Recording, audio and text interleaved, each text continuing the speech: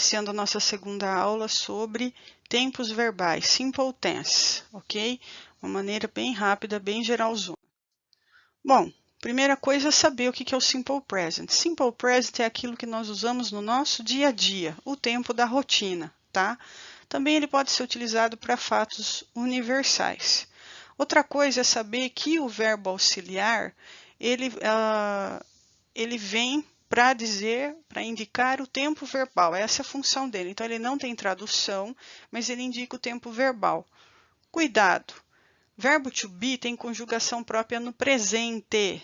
Não é o que nós queremos aqui. O verbo to be, então, ele já está pronto. No nosso caso aqui, qualquer verbo comum que não seja o verbo to be, vai fazer uso aqui, ó, desses verbinhos auxiliares para indicar que eles estão sendo conjugados no tempo presente, que nós estamos conversando no presente, tá? Então, I, you, we, they usa do, he, she, it usa does. Então, vamos ver na negativa como que fica, ó, que quando eu utilizo esses verbos auxiliares, não tem modificação no meu verbo. Meu verbo não sofre flexão nenhuma. Então, I do not or I don't sing a song.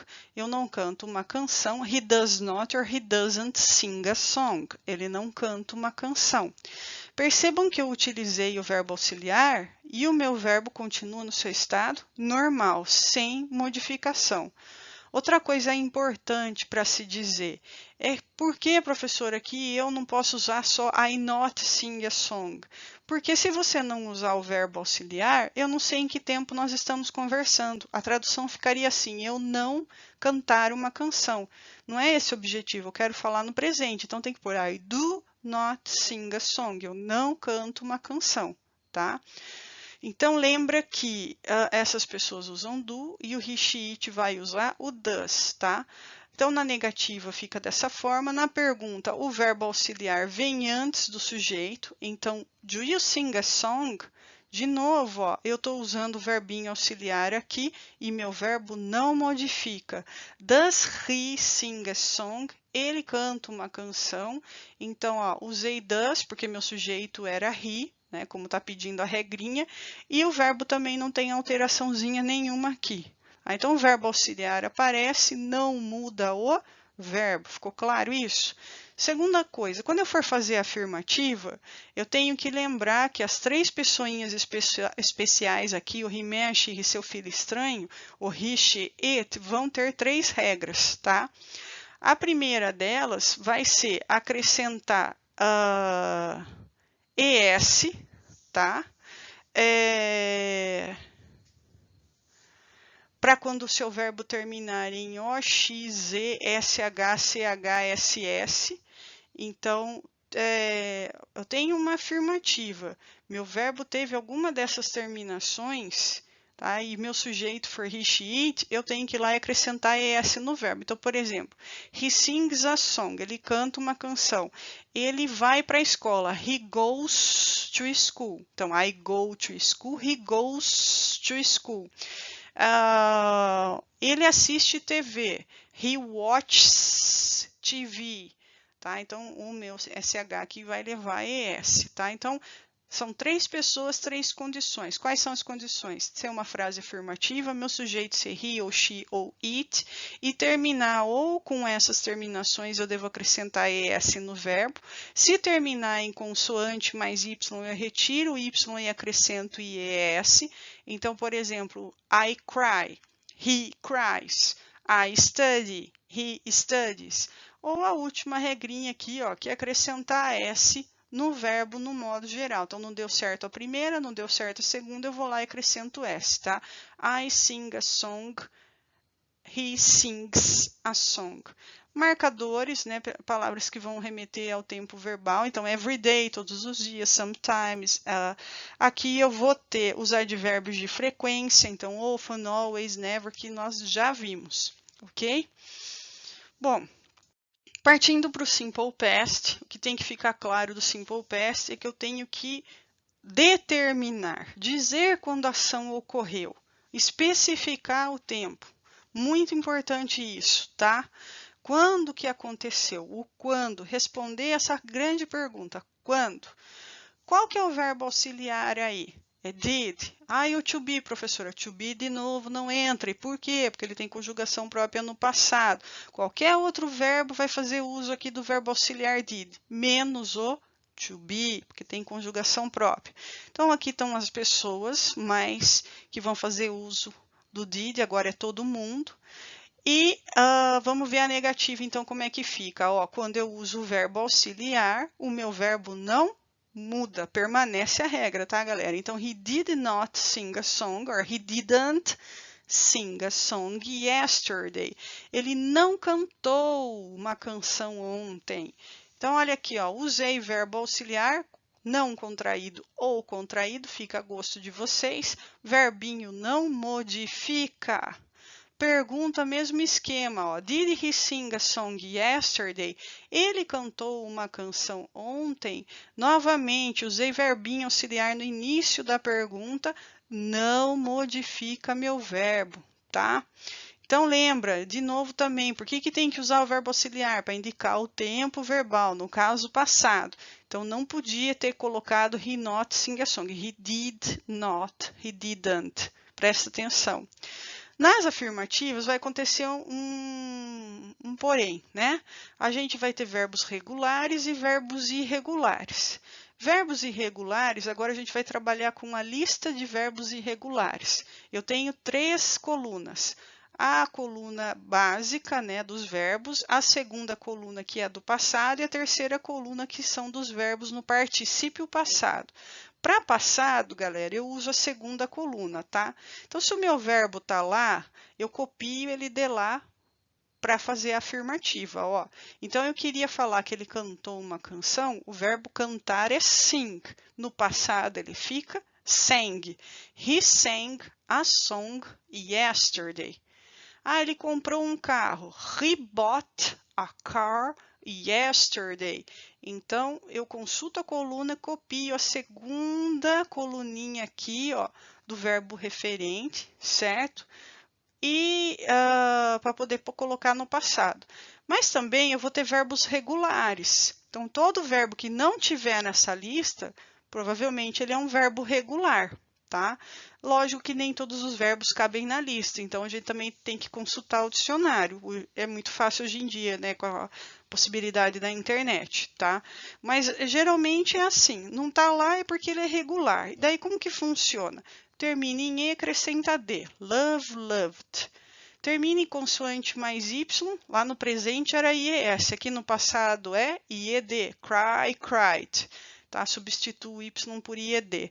E numa forma geral, não deu a primeira regra, não deu a segunda regra, vou lá e acrescento ED, worked. Tá? Então, I loved, I cried, I worked, they worked. Lembrando que vale para todo mundo, tá?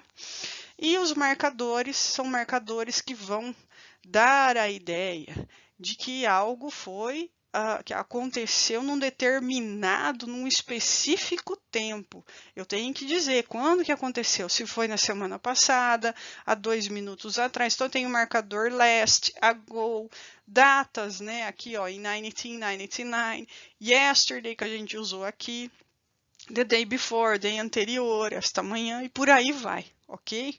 Esse this morning, cuidado que ele é usado no PPT também. Então, vai depender do contexto. Immediate future, então futuro imediato, o próprio tempo já fala, é um futuro que, todo futuro, galera, é incerto, tá? Você não sabe se ele vai acontecer, ninguém sabe. Só que eles são ações que são planejadas, né? A gente planeja fazer tal coisa amanhã, depois amanhã, semana que vem, ok? Então, aqui ele é uma ação planejada e quase que imediata. Você planeja e já logo quase que executa, entendeu? Por exemplo, eu vou tomar água. Você estava com sede, planejou que vai tomar água. Eu vou no aniversário amanhã à noite, eu planejei. Se eu vou mesmo, né? Só Deus sabe. Mas ações que muito provavelmente vão acontecer logo, logo, ok? Então, ó, qual vai ser a formação? Para todo mundo, galera, eu vou usar essa formação to bezão no presente, mais going to. To be no presente, quem não lembra da conjugação? I am, you are, he, she, it is, we, you, they are. Plus going to. Então, ele é um tempo, galerinha, ó, composto. Composto. Tem que ter to be dando a mão para going to. O que vocês, alunos, tendem a fazer? Só escreve going to e erra, tá? Se não coloca o to be, ó, erra. Ok? Então, é to be no presente mais o going to. O going to, ele pode ser substituído por gonna. Encontramos muito em música, né? Então, em vez de eu falar he's going to, he's gonna. Eu posso, ok? Perfeitamente. Então, vamos lá, ó. Na afirmativa, he's going to sing a song in 5 minutes. Ele vai. Tudo isso aqui para falar vai, ó. Ele vai cantar uma canção em 5 minutos.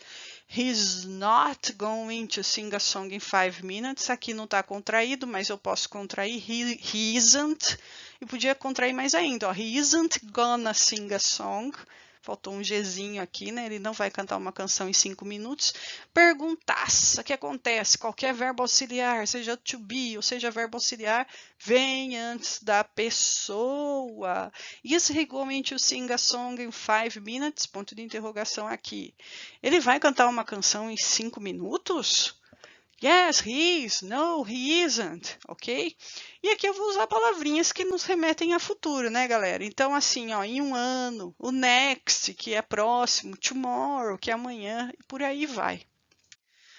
O outro futuro, que é o will, o simple future, esse nós vamos ter aí um pouquinho mais de particularidades comparado ao anterior, tá? Então, novamente, eu vou falar. Ele é um futuro é incerto, tá? Ele é planejado, mas é uma ação planejada, mas ela é incerta. A diferença desse com o outro, galera, é que esse tende a ser mais distante. Então, assim, próximo ano, do dezembro do ano que vem. Então, assim, ele é um pouquinho mais distante. Se ele é mais distante, ele é mais incerto. Já o going to, ele é mais certo que vai acontecer, tá? Então, já que ele é mais incerto. Outra coisa que ele também vai ter aqui é que ele é utilizado para previsões, ó, predictions.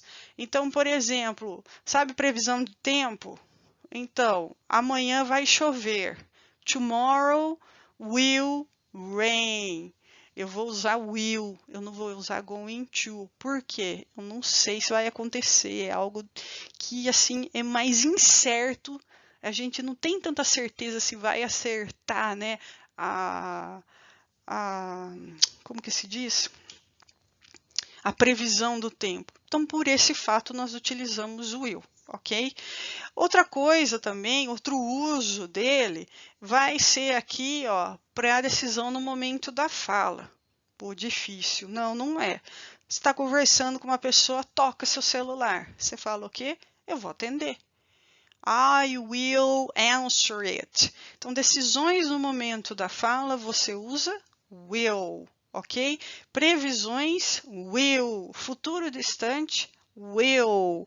Lembrando também que will é um verbo auxiliar. Aqui ele não tem tradução, mas ele é um verbo também. O verbo ter vontade, tá? Então, I will, terei vontade de. Presta atenção aí que ele também é um verbo. Então, todo mundo usa will, ele serve para todo mundo, ó. E tem o shall, que é utilizado no inglês britânico, ele é mais formal, somente nas primeiras pessoas. Quem é, professora? I e we, eu e nós, tá? Então, mas e se eu quiser usar o will? Pode, perfeitamente. E se eu quiser usar o shall? Também, só que shall é britânico e will é americano, tá? Shall é formal. Vamos para os exemplos, galerinha. Afirmativa, sujeitão mais verbo mais complemento. Então, he'll sing a song, ele cantará uma canção. Enquanto que no outro a gente falava ele vai cantar, aqui, ó, ele cantará uma canção amanhã, tomorrow. He will not, he won't sing a song tomorrow. Ele não cantará uma canção amanhã. Will he sing a song tomorrow? Ele cantará uma canção amanhã? Então, percebam que na negativa e na pergunta, se eu troco o verbo auxiliar, eu troco o tempo. Vocês já perceberam isso, né? Aqui também ficou bem fácil para a gente agora. Que eu coloco o verbinho auxiliar seguido do verbo para todo mundo, não tem aquelas regrinhas, então facilitou. E os marcadores de futuro que vão ser igual ao que a gente viu anteriormente, né? Mas tem mais algumas palavrinhas, ó. I think, eu acho, probably, provavelmente, perhaps, talvez, tá? Que dão ideia de futuro. E para fechar os tempos simples, a gente tem o futuro do pretérito, chamado no inglês conditional verb. Isso foi uma confusão total quando eu pedi para fazer pesquisas, porque os alunos vinham com conditional clauses, frases condicionais. Não tem nada a ver com esse aqui, tá? Esse é o verbo, galera, que também muitos gramáticos não chamam de verbo, chamam de modal verb. Para ver, né? Vocês vão encontrar muito como verbo modal, tá? Ou verbo anômalo, a tradução. Para que ele é utilizado, então? Para expressar um futuro, só que numa perspectiva de passado. Então, ele dá ao verbo, na tradução na língua portuguesa, terminação ria. Eu amaria, ele estudaria, nós comeríamos, tá? Expressa ações ou eventos hipotéticos. Meu Deus, hipotético, que talvez venha acontecer, uma hipótese, tá? Aí aqui, ó, pode ou não acontecer, may or may not occur. Para pedidos, né, muito aqui, ó, educados e também para pedir algum conselho. Então, todo mundo vai usar o would, assim como do will. E aí eu tenho aqui, ó, na afirmativa, probably he would sing a song. Provavelmente ele cantaria uma canção. Posso contrair, ó, a contração do would é apóstrofo de. He'd sing a song, he'd sing a song. Na negativa, probably he would not sing a song ou wouldn't sing a song. Vai fazer pergunta, would he sing a song? Ele cantaria uma canção? Então, novamente, eu vi que eu utilizei os verbos auxiliares nas 3 orações. Se eu utilizei, não há necessidade de flexão do verbo, como nós vimos que acontece com o will. Belezinha? Aqui estão os marcadores de tempo, provavelmente, possivelmente. Perhaps e maybe é talvez, britânico-americano. If é ser, né, a ideia da hipótese. E whether também é ser, ok? Por isso, então, por hoje é só, pessoal. Vejo vocês na próxima aula de tempos verbais. Até!